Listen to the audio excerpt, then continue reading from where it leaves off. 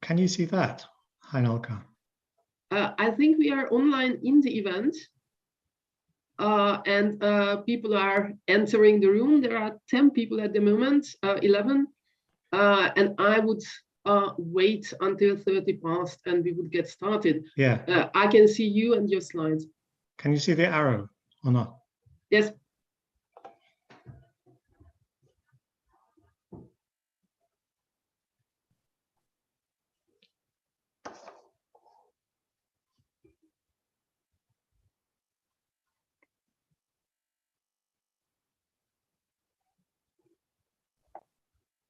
So, hello and welcome to today's seminar, which is a joint seminar between the Society of Antiquaries of London and the University of Exeter Department of Archaeology. Today we have Richard Carlton talking to us about investigating boundaries of choice and tradition with potters in Bosnia, Croatia, and Serbia.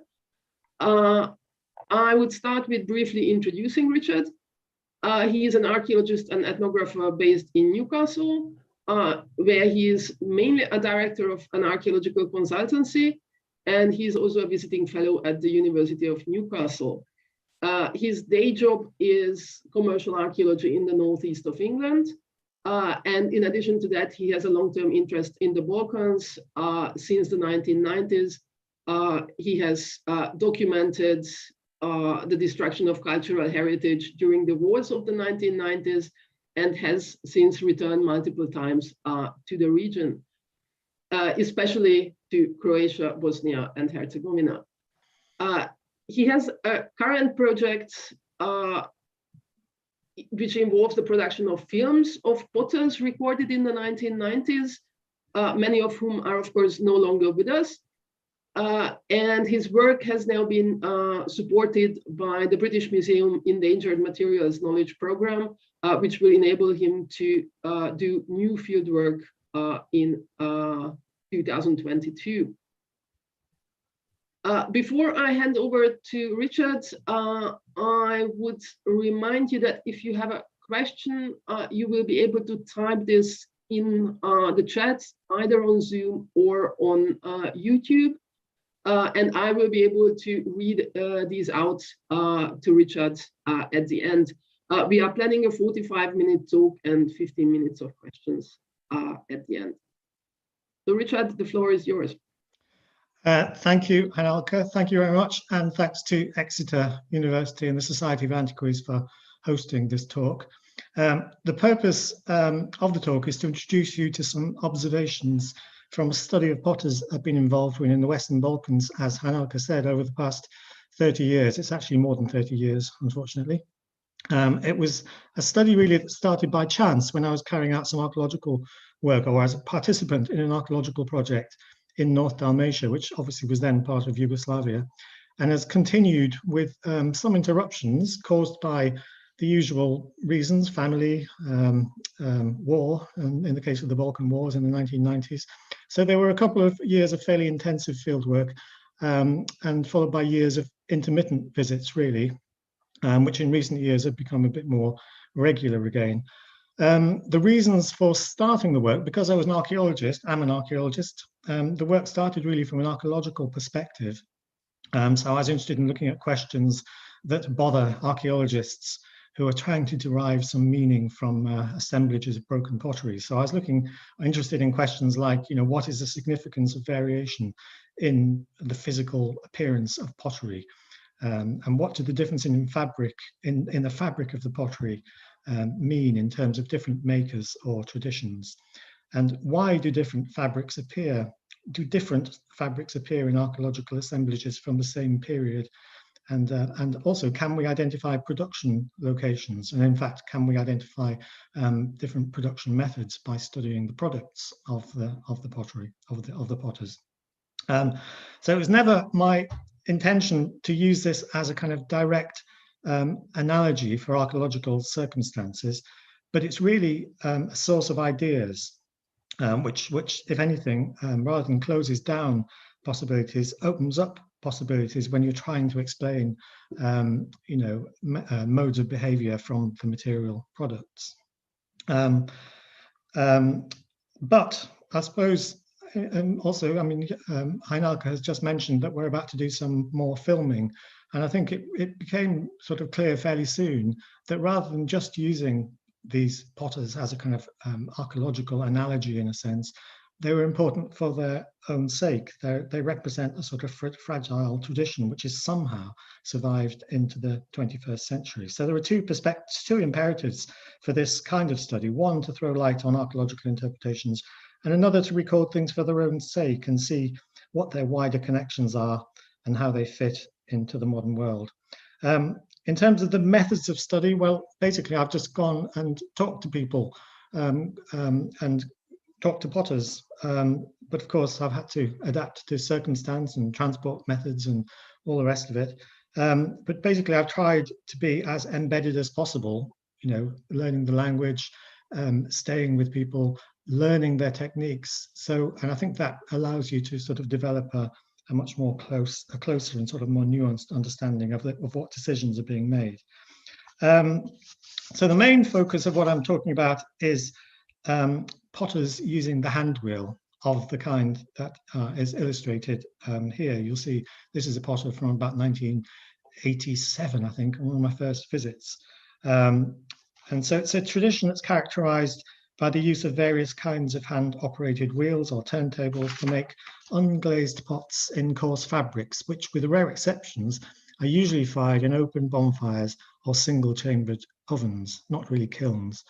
Most of the products of these potters are intended for use as cooking pots or portable bread ovens, or some other function associated with heat. But some potters, especially those close to urban centres, also produce things like water pourers and candlesticks, but never tablewares like cups and bowls. So this map looks a bit complicated and in fact is a gross simplification, as these things always tend to be. So the potters I'm going to be talking about are the ones in pink here, and the main centres of the hand wheel tradition, if we can call it a tradition, are those red dots. And that's some of them down at the bottom of the screen, or one of those potters at the bottom of the screen. Whether that can be called, whether those potters in that group can be called a tradition or not is an open question, but they do share certain characteristics, which we'll come on to in a bit. So in the wider region, there are also, in the north and west, other potters using, the ones on the left of the screen, using footwheels and updraft kilns or through draft kilns, and there's one from near Zagreb shown in the photograph there, and they use kick wheels, but they're not very industrialized. It's still really a household industry carried out alongside farming. To the east, mostly in Serbia, there are two other broad traditions which operate alongside one another, or did do, and very, very little still going on. There's a hand building tradition, or several hand building traditions, which are the yellow dots. And you can see a photograph of some people at a place called Rajan. And alongside that, in the urban centres, there was a kind of industrialized footwheel tradition, people making pots on footwheels, and you see those in the top right. Updraft kilns again, but you know, a much sort of bigger scale of operation than those to the west. I mean, within that, I'm sure there are all sorts of traditions, but anyway, we can sort of broadly define those sort of three groupings. Interestingly, the tradition of mostly East Serbian footwheel potters with big kilns working in a very organized way, mass-producing glazewares, that spread in the Austro-Hungarian period, so from the late 19th century, spread westwards all the way to sort of Western Croatia, really. And there was, in the 1980s, up to about 1990, there was a potter called Zoran Jontic working at a place called Vrgin Most. He left when the war broke out, and he's now back. That's him at the top right there. He's now back in the east side of Serbia. And this is his operation in the 1990s. Just an aside, by the way, I'm not really going to be talking about this, but this is him in 1990, his workshop. and this is him sort of today or a few years ago at least. So it's interesting that, you know, that this is a distance of about 600 kilometers or so from one workshop to the other. So it just shows you how potters can spread. They do get about.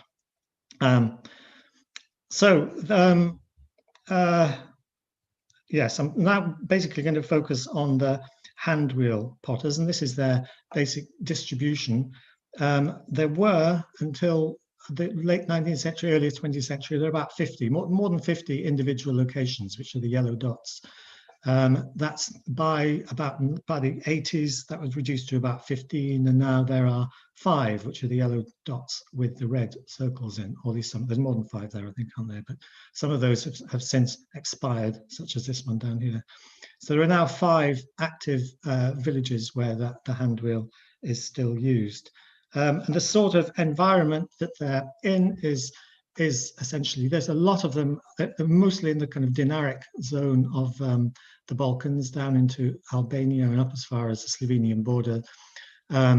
So that the sort of the coastal Dinaric area, really, and nothing much beyond the Sava River. And they're mostly in villages, usually sort of straggling villages, or groups of hamlets more often, on the edge of what are called polje, which are these sort of big open fields, often divided up into strip fields and plum fields and that sort of stuff for their individual owners.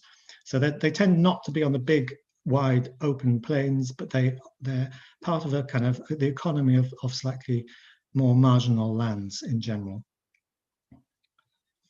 And in terms of how they work, and it's mostly, in terms of the sort of the social side of it, I put a photograph of a woman potter here because the vast majority weren't women. In fact, this is the only village, which is in Slovenia, where women were predominantly the potters. In every other case, men are potters. But as you can see in this photograph, everybody else lends a hand. It's a sort of, it tends to be a family business. Men tend to be the people making the clay paste and making the pots, but everybody else sort of lends a hand, especially when it comes to firing. There are a number of historical accounts of pottery making in this part of the world. There was some film, actually, it's from as early as the 1930s, but there was some good accounts by some ethnographers and archaeologists from Sarajevo, Popovic and Kalmata in the 1950s, who did some good work, and after that in the 70s, Tomic in Serbia. There isn't sort of overall general account, but a lot of sort of individual accounts of individual villages written by ethnographers from all of those countries. So it's a rural tradition. It always has been a rural tradition, never any urban element whatsoever. And it's interesting, when you arrive in one of the villages, outside the workshops, there's absolutely nothing to indicate that pots were ever made there. No advertising, no heaps of broken pottery or piles of raw materials or anything of that kind. And until recently, even the workshops were transient, with kitchens or lean-to shelters used, and the wheel and equipment simply set aside when not in use or when you wanted to reclaim the kitchen. Most potters work seasonally, depending on the demands from other activities, which are always tend to be more important, farming in particular. Many prefer to avoid working in the heat of high summer, when firing in particular can be dangerous, and the risk of pots drying and cracking is much greater. So I'm just going to show you now a short film of a potter called Ivan Bejic, around 1990, in a place called Ularica in northern Bosnia. And I'm showing this here because much of what I'm going to talk about later on concerns people making pots with calcite, adding calcite to the clay rather than sand. And you can see here he's added sand to the clay. He's mixed it in a trough. And why use hands when you can use your feet to move it? So he's moved the clay into a pile, which you can see behind him. And now he's using extremely soft clay and throwing with one hand to make what in this case is an open bowl, but could easily be the base of another pot. And what he's doing now is cutting around the base of the pot to remove it from the wheel, because none of these potters, interestingly, cut underneath the pot to remove it from the wheel. And that's a really important point, which we'll come on to later. And there is a bit of decoration, and it comes straight off the wheel. And this is making something a bit larger. Again, very, very soft clay, really, really difficult to use, almost like butter. So adding coils and then smoothing the coils from the inside. So this is not throwing, although it looks, the finished product looks as though it's been thrown, but it's simply been smoothed by one hand from the inside and a tool from the outside. And this is adding a wiggly line, a wavy line, which is typical of Slav pottery from, you know, the very early medieval period until today. And not just Slav pottery, I hasten to add. So this is the firing place. Stick some pieces of wood in the ground, some poles in the ground, some which support some posts, some poles, and then cover with wood, set fire to it. The firing lasts about 45 minutes.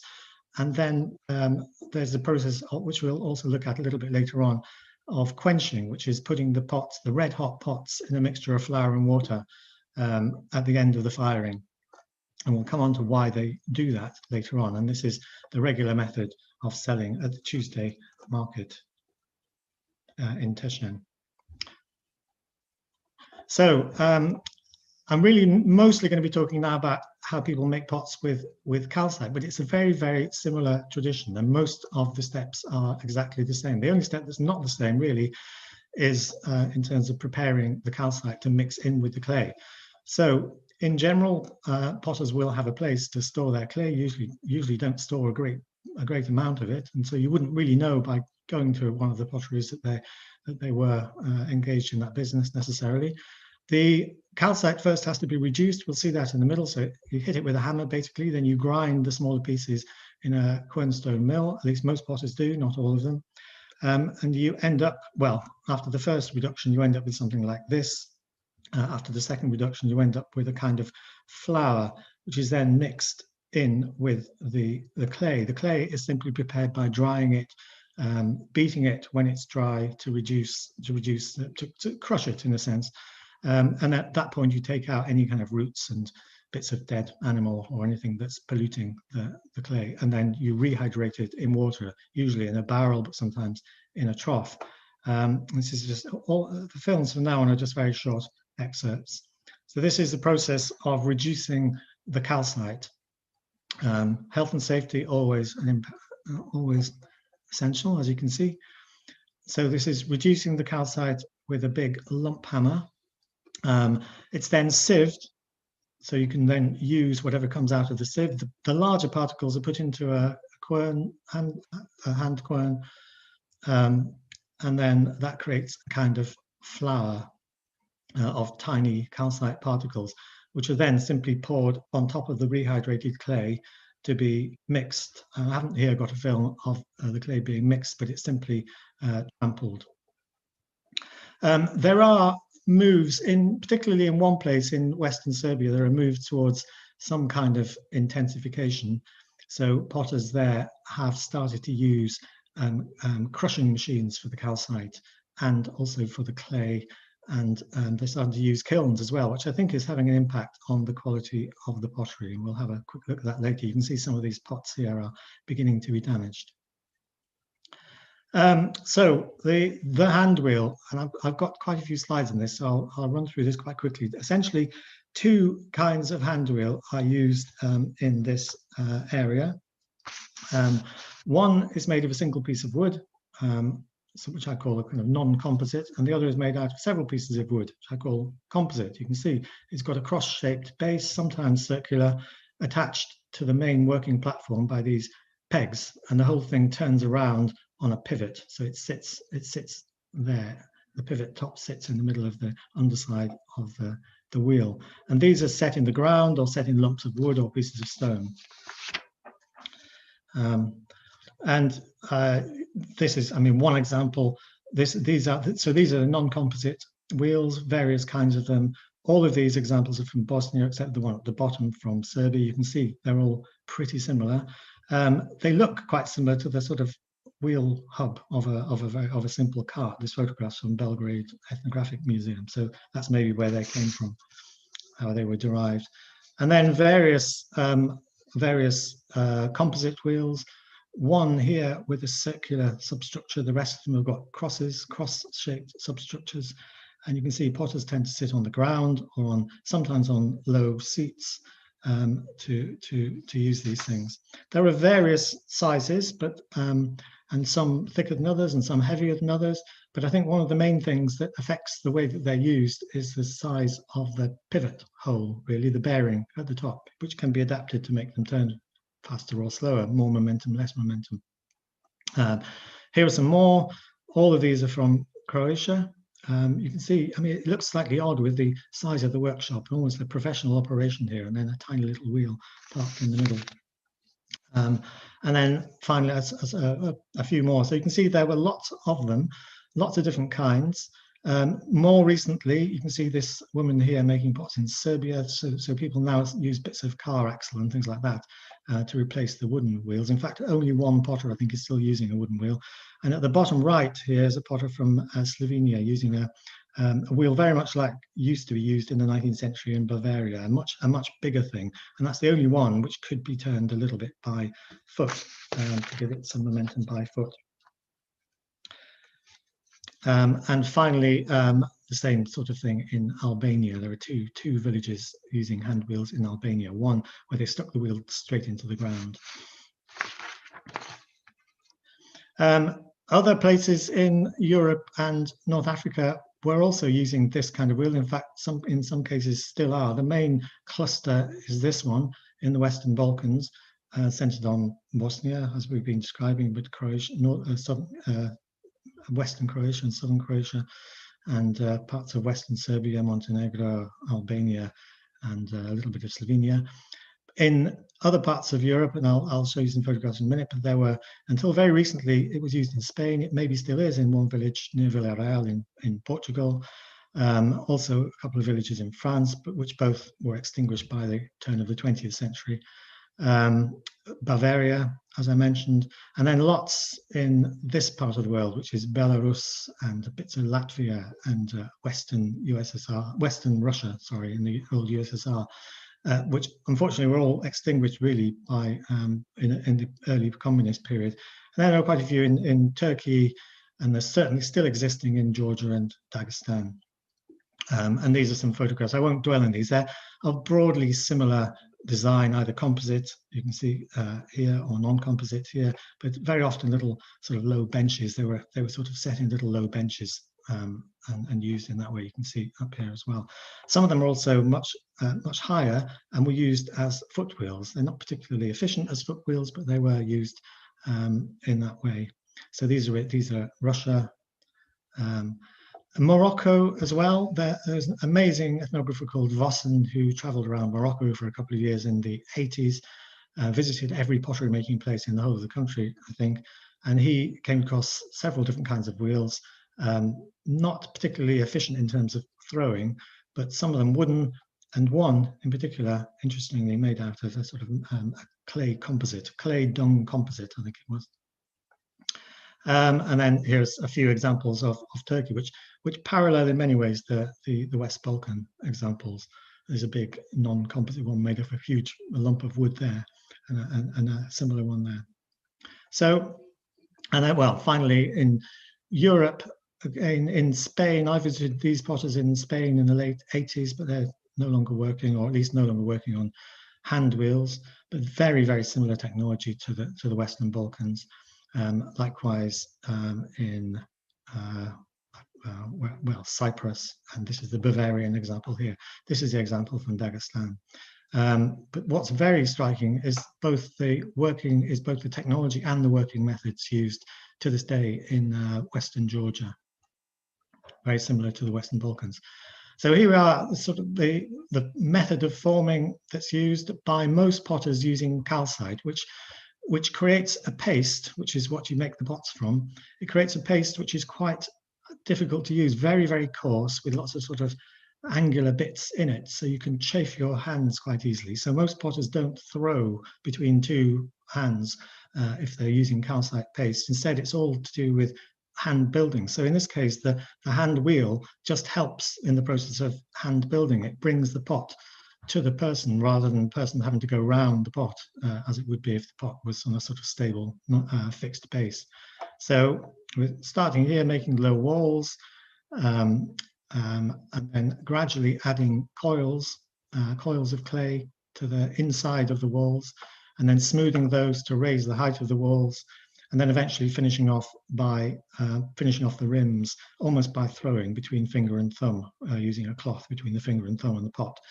And then using all of the potters then use a knife, as I've described before, to cut down to the base of the pot. So they're removing the pot, which has a separator on the bottom, some kind of separator, usually calcite particles or ash. They remove the pot by removing the outside of the vessel at its base, rather than by cutting underneath with a knife. And that's absolutely universal, all of them do it. And here we have a potter in Lika in the south part of Croatia, demonstrating a slightly different technique with one of these non-composite wheels. So he does a certain amount of throwing. So he throws the pot to about that high, which means he turns it very, very slowly and just squeezes the single lump until it rises to about that height, and then starts adding coils, and then finishes off the pot once the coils have been added and smoothed on, finishes by again throwing. And this is a similar technique used in parts of Bosnia, but in this case here, the potter is using calcite paste. It's often people say, oh, no, you can't use calcite paste if you use you can't throw using calcite paste, but you certainly can. I think one of the rules about pottery making is that there are, in fact, almost no rules. Potters invent their own rules. Almost everything is possible with a sufficient amount of skill. And in fact, I don't think there's a very close tie-in between the technology that's used, i.e. the kind of wheel that's used, and the technique that's used, because people can adapt, and they can adapt the wheels, and they can adapt the bearings to suit. So I'm going to show a couple of pictures, a couple more quick films here. One of a potter using sand tempered clay on the left,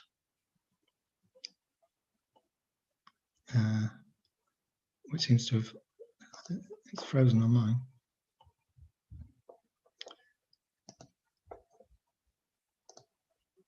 So one's using sand tempered clay on the left, and he's coil built the pot to a certain height, and then finishes off by throwing with two hands. The one on the left, the one on the right rather, is using a much coarser paste, but working almost as quickly, just applying one coil of or ring of clay, squeezing it onto the sort of incipient base, and within 30 seconds or so, he's raised the height of that vessel to about, sort of 8 inches or so.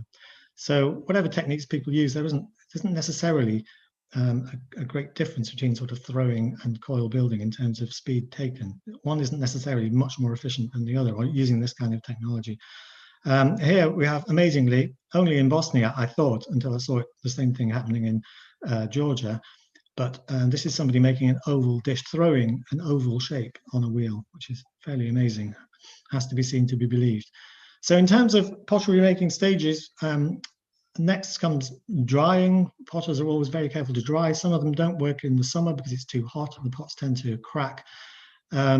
Most of them use some sort of artificial means of drying. Towards the end of the drying process, they use buildings which are often used for drying meat, and so they put some, create ash and embers on the floor and sit the pots over them and allow them to sort of smoke like ham or cheese. And you can see they look a bit like smoked hams and cheeses with that bronze color. And then the great majority, but I'm sort of generalizing, the great majority then bonfire fire, which means simply building, often building a raft of wood on an open place, sometimes in a slight depression, putting the pots on that and building a sort of wigwam of wood all around it. And this is in Bosnia, this is in Croatia, and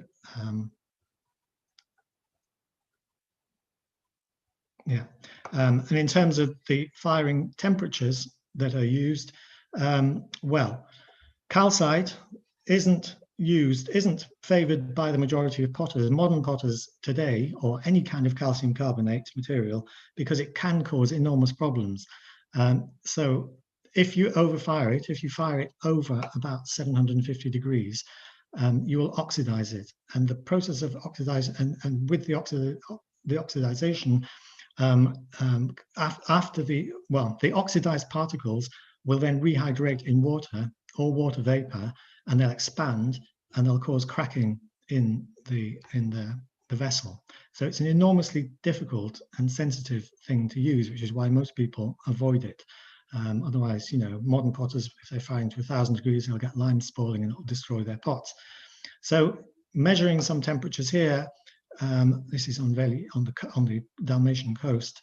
Temperatures are occasionally peak at about 800, but the majority are just over 600 and 650, and these are peaking about 700, 750. So they're probably within the safety zone, if you like, of the sort of temperature that you can fire these pots to. And then a quick demonstration of a firing and what happens afterwards. So this is, as I described, they've made a raft of wood.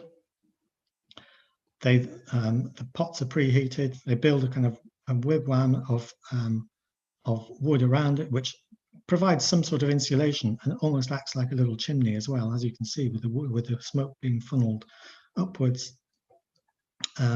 Rain doesn't matter.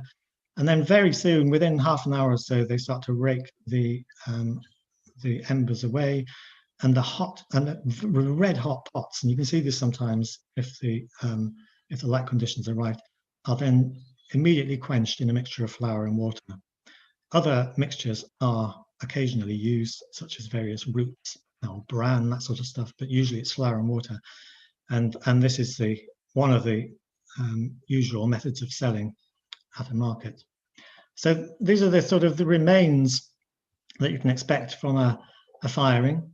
Usually just on a flat piece of ground, you'll just get 10 centimeters or so of ash, depending on how long it's been used for. Sometimes people use slight hollows. Sometimes they encase them with brick surrounds. And of course, occasionally people use kilns or simple single chamber ovens, and they're obviously most likely to survive. When these have been excavated, you simply find ash. You sometimes find a few wasters, but often they've degraded. But very often potters clear away this ash and use it for other purposes, for fertilizer, or they give the charcoal to the village blacksmith, that sort of stuff. I've called this stages in pottery making SAL. It's not really a stage in pottery making, but the pots are sold either from the house, like in this case, or in local markets, as in these two cases, or fairs. In particular, autumnal regional fairs are very sort of popular destinations for selling pots. At Croatia and Serbia, where production has sort of hit a high level, the middlemen sell pots, on the roadside. And in Bosnia, where there's now big demand for this kind of pottery, it's even sold in supermarkets. But a more traditional way of selling was like this, which was by peddling. So potters would generally set off usually in the autumn, when the crops were in and when they didn't have too much other agricultural work to do.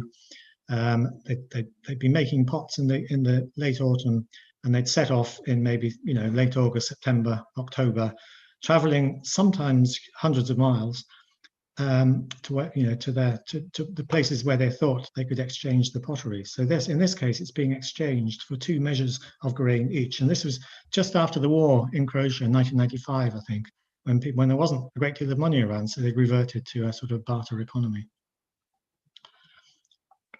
Types of vessels, whether people are making pots out of calcite or out of sand, they're generally fairly restricted to sort of 4 or 5 main types of pottery. So you get pots, which are usually called lonats, pots with 1 handles, with 2 handles, sometimes with no handles, and they're used for usually making sort of bean stews and that sort of stuff, or various low dishes, which are often used for the preparation of milk and cheeses and that sort of thing. Bread ovens are made pretty universally, pretty much by everyone. So they're portable bread ovens used for baking bread, but lower ones can be used for meat. And then a few potters make things like this. This is actually a 19th century example, which has somehow survived, which sort of, pouring vessels. They're usually made by potters who are either Muslim themselves or traveling into Muslim areas to sell. And they're used mostly for sort of water carrying and in ablutions in mosques and that sort of thing. And this, very briefly, this was an attempt to sort of try to ask local people to sort of define their own classification of pottery based upon photographs that I showed them. Well, some, like the one that I've just shown you, like that pouring vessel, some have multiple different names, people often focusing on what they were used for water, for example. That's not the best example of that. Oh, this one here. So sometimes people will say for meat, for fruit, for beans, for example. So this wasn't a wholly successful operation to try to define a typology. I also try to define typologies by looking at the sort of proportion, the sizes of the vessels, rim diameter in relation to base diameter, for example, which again wasn't fantastically successful. And there were a lot, well, it shows that there's a lot of crossover and very few sort of definable shapes, as it were. In terms of identifying, if you're an archaeologist trying to identify the way in which the pots have been made by marks on the fired vessels, you could, in some cases, identify throwing marks, rilling patterns, probably on the inside of things like this. And you can see clearly that these are handmade. The striations are all of a horizontal nature upon both the outsides and the insides, and the shape, the rim forms are very regular. You can see that with many vessels. In others, for example, you can simply see horizontal striations and horizontal marks, some of which may be where coils have joined, but I think most coils are not visible because they've been smoothed over too much subsequently. And in some vessels, this has been shaved in some way with a knife. It's from a place called Ervenik in Croatia, and it's almost impossible to tell with something like this, especially if you define sort of a few small sherds, that it's definitely been made on a wheel. One particular characteristic, and I've touched on this before, is because the bases are not cut from the wheel in a normal way by pulling a wire horizontally between the base and the wheel head, they're all removed by just cutting around the outside of the vessel, the lower walls of the vessel, because they all have a separate material on the base. This means that you get a pattern of whatever's on the base, and you also get a low ridge of compression around the outside of the vessel, where the lower wall has been compressed by the tool cutting it off. So you can get all sorts of marks of the wheel on the base of the pot, and sometimes that's deliberate. So in the past, I don't think anyone's still doing that, but it was something that would have only died out maybe 10 or 15 years ago in some places. People deliberately carved marks on the wheel, usually some sort of circle with a cross, sometimes with initials, sometimes other things, sometimes just a cross, sometimes just initials. All of these examples are from Slovenia, but this sort of thing was practiced everywhere. And it's a tradition that goes back into the medieval period without break and into the early medieval period. Although some of the very early medieval pots have a simple notch in the bottom, which may be something to do with the way the wheel, something on the. It may be to do with the fact that they were using effectively wheel hubs as wheels, and there's something, the actual spindle is poking out into the center of the wheel. So that's the early medieval pots. But from the 7th, 8th century, you tend to get the marks on the bottom of the pots. And this is a whole collection of sherds from a former firing site in Slovenia, where there are literally thousands of sherds in black earth, which is, again, also a remnant of firing. And amongst them, bits of bread oven and quite a lot of jar-shaped pots, most of them with these marks on the base. Nobody knows exactly what they were for, but in places where people have been asked, they've said it's to do with, it's identifying the potter. So it's almost a guarantee. If you're marking your pots and someone buys a pot from you, that pot breaks a year later, then that potter will know about it the next time he turns up in the village. So I consider stages in pottery making. I consider the use of pots to be a stage in the making of the vessel as well, because they're not really mature until they've been used a few times, and sometimes many times. And you can see that after a long time, they develop this patina, both on the inside and the outside, which obviously has a non-stick quality to it. Some of these pots, this is a bread oven in use. These are for milk, and the rest of them are for stews and meat dishes and potatoes and that sort of thing. And all of the pots on show here, with the possible exception of that one, have been in use for at least 20 years. Some of them, they said, between 30 and 40 years for these low bowls.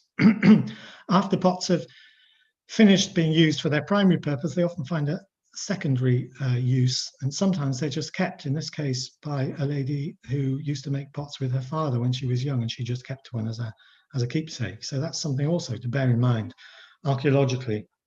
I think many pots show signs of overfiring, calcite pots. This is the lime spalling I was talking about. So this is where they've been slightly overfired. It doesn't always render them completely useless. You can still use them even if the surface is gone a bit. But if they start to crack, obviously, and fragment too much, then obviously you can't use them anymore. And these are pots, or this is the way pottery finds its way usually into the archaeological record. This pot has had secondary use as a dog bowl, is then broken and just being left, and it'll be trampled and broken. This, however, was enormously hard and unbreakable. I couldn't break it with my hands. These would crumble almost certainly, but this was unbreakable. And I think something happens during the lifetime of a pot, of a calcite tempered pot, which can render it structurally, stronger. So in order to find out more about what calcite does and what are its sort of parameters of use, we've carried out various experiments. And I'm not going to spend long on these because I realize we're getting towards the end of our time. But what you don't need to know about, these are just place names, Potravia, Kalajarevac. And this essentially shows that with firing, an increase in firing temperature of calcite tempered pottery increases their susceptibility to breakdown, essentially to over-oxidization and spalling and complete breakdown. But it also shows that quenching, which you've seen demonstrated a couple of times earlier on, immersing the pots in flour and water, or just water, in this case, that's all I did, that actually tends to improve their ability to survive in the majority of cases. So you can get away with firing to slightly higher temperatures than you would otherwise have been able to do if you quench the pots in advance. So it's a kind of safety mechanism in a way.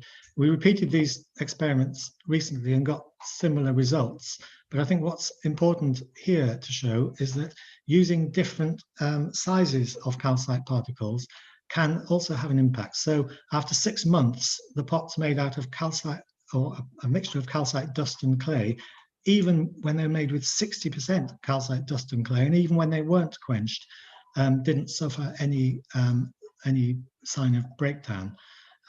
So something's clearly happening there, and what I think it is probably a process of concretization. You're effectively making concrete, and the size of these particles, in these dust particles, isn't big enough when they oxidize and when they swell subsequently in water. They're not big enough to have an impact on the structure of the clay itself, of the vessel. Whereas using larger particles or shell particles does have such an impact and leads to the breakdown of the material. So there's lots of experimentation that you can do. These don't show a great deal more. They essentially show that increasing the firing temperature, as we've sort of talked about, and the duration of the firing increases the danger potentially of breakdown of the material. Almost finally, in recent years, partly because it's the only place that that pottery is still made, but particularly because it's made in 3 quite different ways, we've got interested in this area. I say we because my colleague Mark Jackson at the university is also interested in this. And so Heinelke has already mentioned that we're going to be filming the potters in this area, which comprise 2 of the remaining 5 villages of still using hand wheels, the other one being there, and I've forgotten where else. Just for the moment, doesn't matter. Oh, here. So, and this is, it's in this area of northern Bosnia. For anyone interested in Balkan maps, if that's your thing, this is an area for you to concentrate on, because this is an area where Croatia and Serbia meet Bosnia, but they meet a part of Bosnia where the new sort of Serbian part of Bosnia, Republika Srpska, almost meet, the 2 parts of it almost meet at a place called Brčko, in a town called Brčko. But in order to, avoid them meeting, it seems, Brčko has been made into a district. And so rather than having just 2 constituent parts, Republika Srpska and the Federation, what's called the Federation of Muslims and Croats, Bosnia has 3 bits, this being the 3rd bit. And there are also small parts of the Federation of Bosnia between the Croatian border and Republika Srpska here and here. So it's a fantastically complicated map. And we're just to the west of that, looking at the villages of Mališići and the hamlets of Rajkovac and Beci in a place called Ularica here. And also looking at a potter in the town of Gračanica here. And you can see here, distance from Mališići to Gračanica is about 5 kilometers. Despite that, the potters here in Mališići using calcite temper, bonfire firing, making about 400 pots a year, if that, because the process is so incredibly arduous. They have no connection whatsoever with these potters in Gračanica, who are of the Serbian tradition, although they're now Muslim potters. They're of the Serbian tradition from eastern Serbia, so they're making pots on footwheels, sand-tempered footwheels with updraft kilns. So the amount of time, and they can produce thousands of pots a year, as can these in this village here, which was the first video that we saw right at the beginning. They can work very, very quickly using sand temper. The thing that slows down the whole process and makes it incredibly risky is the use of calcite. But it's amazing that the traditions visible here, and over here don't seem to cross over at all. The potters have really no idea of what each other are doing in terms of the process of manufacturing pottery, although they can see their own each other's pots in the market and regularly complain about their quality. So these are they. The footwheel potters of the Serbian tradition here. You can see a little bit, looks a bit more like a workshop, doesn't it, I suppose, but they're making pots in a sort of local style. This is the potter using calcite. This is an open firing place, despite the fact it's inside a building. And these are the other hand wheel potters further to the west, using sand temper, and now enclosing the firing site in a sort of brick structure. And this doesn't look much like Bosnia and Croatia, but I just wanted to say, although I said earlier on, I'm not sort of interested in direct analogies. I think there are, it's worth pointing out similarities on occasion. And it does strike me that in Roman Britain, the first pottery, handmade pottery, came in enormous quantities to Hadrian's Wall in the 1st century, and then carried on coming up in enormous quantities, but reduced later on in the 3rd and 4th centuries. And it was replaced by various potteries, again, using sand-tempered clays from further south in England. And then eventually, in the 3rd and 4th centuries, the majority of pottery that appears on Hadrian's Wall is calcite tempered, probably from the Humber estuary somewhere, and probably from North Yorkshire Moors area somewhere. I mean, still about 100 miles or so away from the frontier.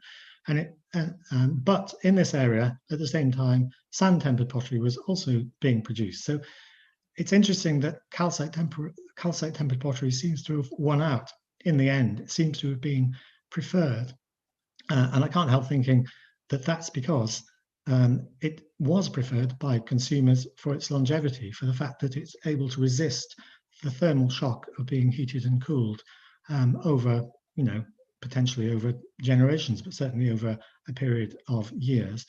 And it's slightly odd. I mean, you'll regularly find it in the literature when talking about Roman pottery, people talking about calcite tempered pottery, they consider it some sort of debased product, something that's only fit for carrying other things in. So it's been suggested, for example, that pottery from here was used to carry salt up to Hadrian's Wall, because, to a modern archaeologist, those pots look too coarse to be what I think they were, which was the kind of highly desired, sort of treasured artifacts, supremely well designed for their function.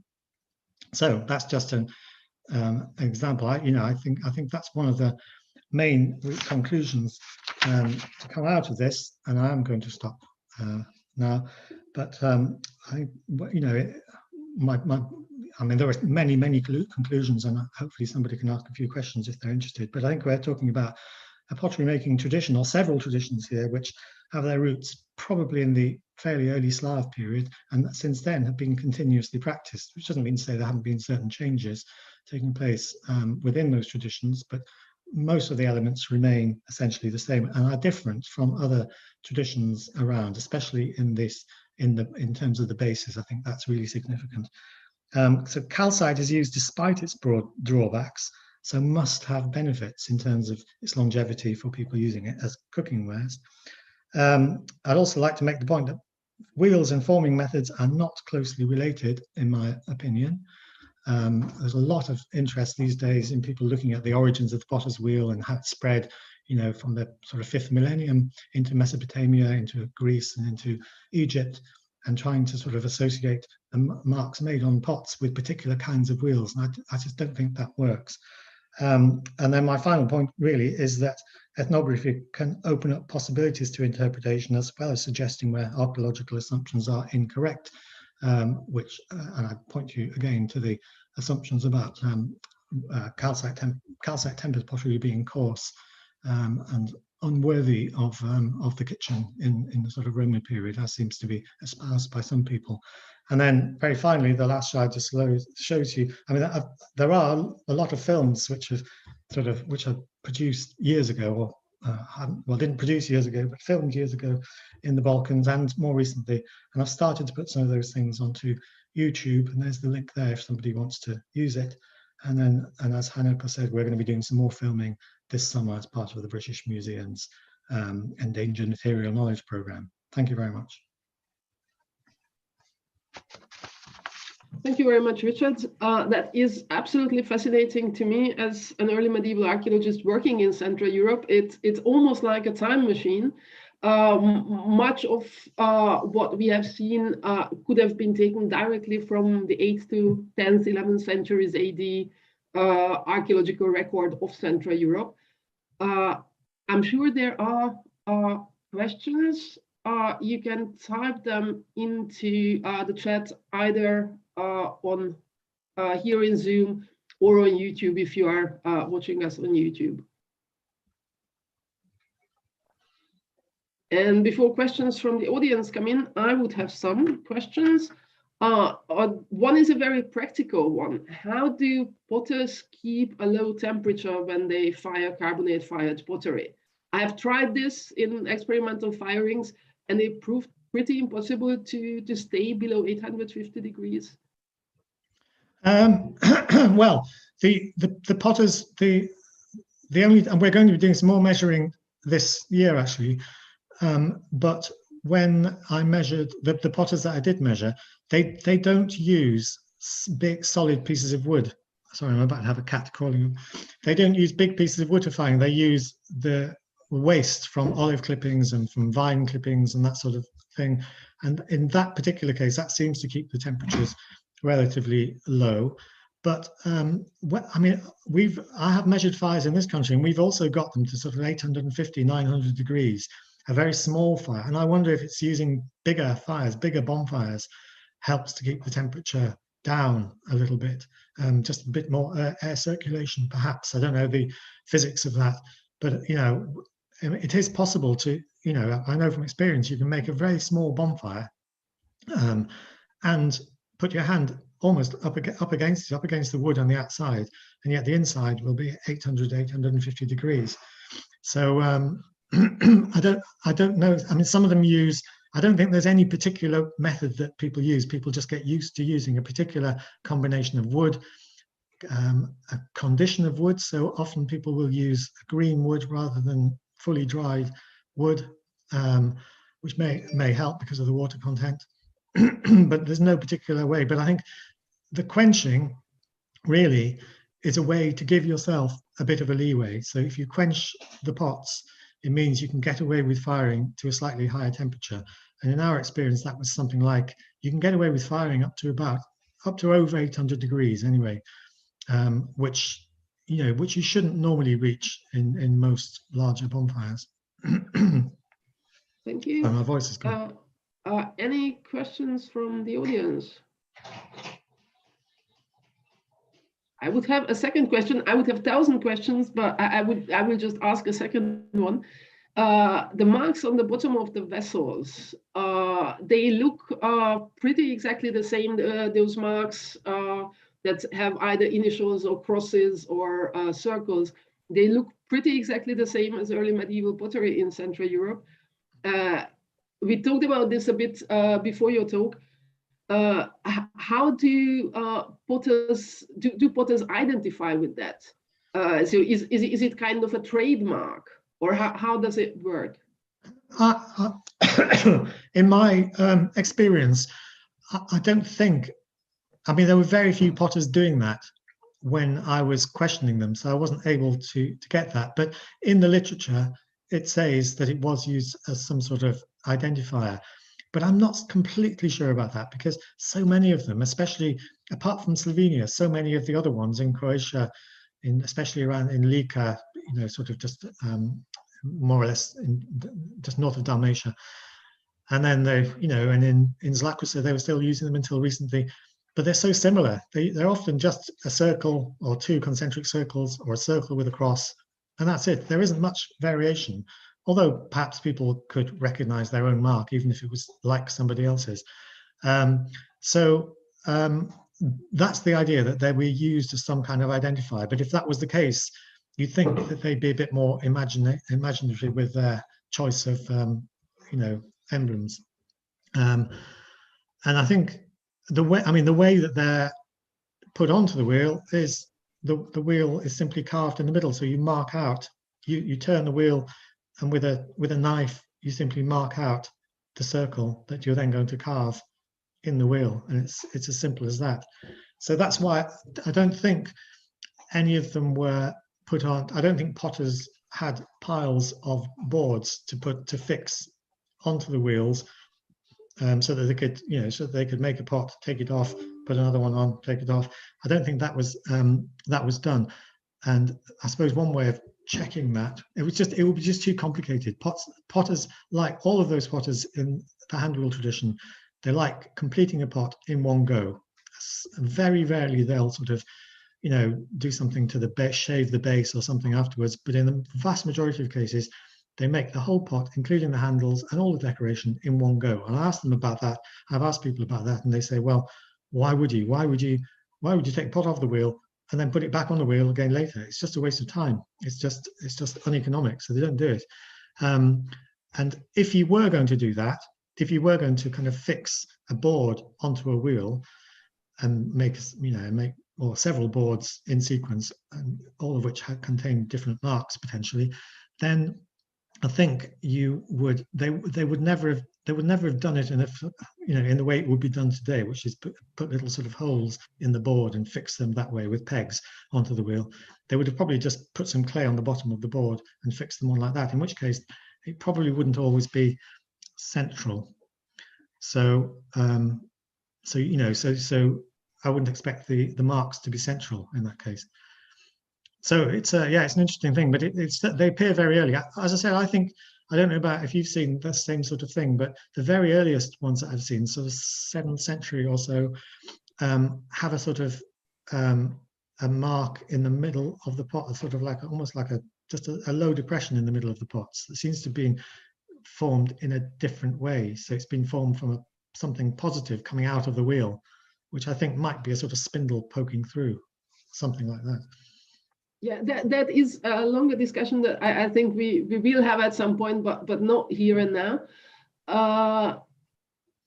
A question from the audience, I will just read this out in full. Fascinating talk. Could you say something more about shell tempering, which is what you say does not appear to have been much used, but is very common in Britain? Yeah, shell tempers aren't used there, except in the sense that a lot of potters use river sand or sand from streams. And sand from streams and rivers often contains shell. One of the potters recently had big problems because they started to use a shell. Well, they have various theories about it. They have various theories about sort of global warming and more land snails appearing, and but also about shells appearing higher up in stream courses. So in the past, they used to try to select the sand from further up the rivers and the streams, especially right high up where there weren't any sort of shellfish. And so it can be a problem if you take them from rivers and you get sort of shell, because shell is generally less of a good thing than calcite. Shell will break down, will oxidize and break down at a much lower temperature, and we could see that in some of those experiments I showed. So it breaks down at maybe 50 degrees or so. It's not always about temperature; it's about duration of firing as well. But you don't have as much leeway with shell as with calcite or limestone or any other form of calcium carbonate. So I think a shell, when it's used in Britain, as far as I'm aware, certainly in the sort of East Anglia and that sort of area, a lot of it is fossil shell, I think, isn't it? Which maybe has different characteristics. You know, as a fossil, it's effectively a rock rather than a sort of almost a living thing. So fossil shell may be sort of more on a par with calcite than shell that you would get out of a stream, for example. But yeah, we've tried that, and it's just much more tricky to use. You end up with because there's always a balance between thermal shock resistance, which you'll get with shell or with calcite, and the strength of a pot. And so if you fire something at a very low temperature, then obviously you may be okay in terms of thermal shock resistance, but you won't be okay you'll lose some strength in the vessel. So all I can say is it's never used in the Balkans except as an accidental constituent of sand. And I should also say, by the way, that calcite tempered pottery, many potters use both calcite and sand, or some of them do anyway, or did. So some potters will make pots with a mixture of sand and calcite, but more often they'll make pots which are either calcite tempered or sand tempered, and they'll sell the calcite tempered pots for a higher price because they take longer to make. They take much longer to make, and it's all in the preparation. It's all in the calcite preparation, and they're more risky to make, obviously. But they also sell them for a higher price because the consumer will accept that because they know they're going to get a better product that's going to last longer. Thank you. There is a next question from the audience. It seems surprising that the clay doesn't fly off if not bonded to the wheel directly. Presumably, this limits the spin speed. Is there deliberate bonding at the circumference instead? Yes. Yeah, I'm glad they understood what I was talking about with that, because I didn't explain it very well. And I should have a drawing to explain it. But yes, they take a lump of clay or a disc of clay or whatever. Different people have different techniques. So sometimes a disc, sometimes a sort of a bun-shaped lump, and they put very fine calcite or sand or ash onto one side of that clay, or onto the wheel itself, or directly onto the wheel itself. Then they put that piece of clay onto the wheel so it doesn't stick to the wheel, but then they bond it. They bond it around the circumference. So there's maybe a sort of 1 or 2 centimeter bond between of clay which doesn't have a separator and the wheel head. So, and then that's the part that's removed by cutting with a knife around the outside. And it's very difficult to do when you first try it, but very easy thereafter. But I suspect it would make it difficult to make thrown pots. You know, it would be hard to use two hands to throw a pot with the force, the upward force that generates, because you would then be in danger of lifting the pot off the wheel. Whereas most of the force that these potters used is sort of horizontal rather than vertical, and they're using very, very soft clays. Thank you very much. We are running out of time, so I would just say thank you for the talk, and I'm very much looking forward to new videos appearing on your YouTube channel, and of course also to further discussions about these topics. And I would close this event today with a couple of announcements. One thing is next week's departmental seminar at Exeter, which is not done in conjunction with the Society of Antiquaries. It will be Patrick Fazioli from the US Mercy College talking about nationalism, narrative, and ethnicity in early medieval archaeology. This is fully online, given that the speaker is based in the US. And the next Society of Antiquaries related event at Exeter will be the Society's Out of London Ordinary meeting at Exeter on the 24th of March at 5 p.m. We hope to be able to do this both in person and online. The speaker will be Sue Heiser, and she will be talking about glass beads of the Anglo-Saxons, the indigenous and the exotic, an investigation into the beads and techniques of glass bead makers of the 5th to 7th centuries CE. And registration can be done on the Society's website, just as for this event. Thank you very much for your attention.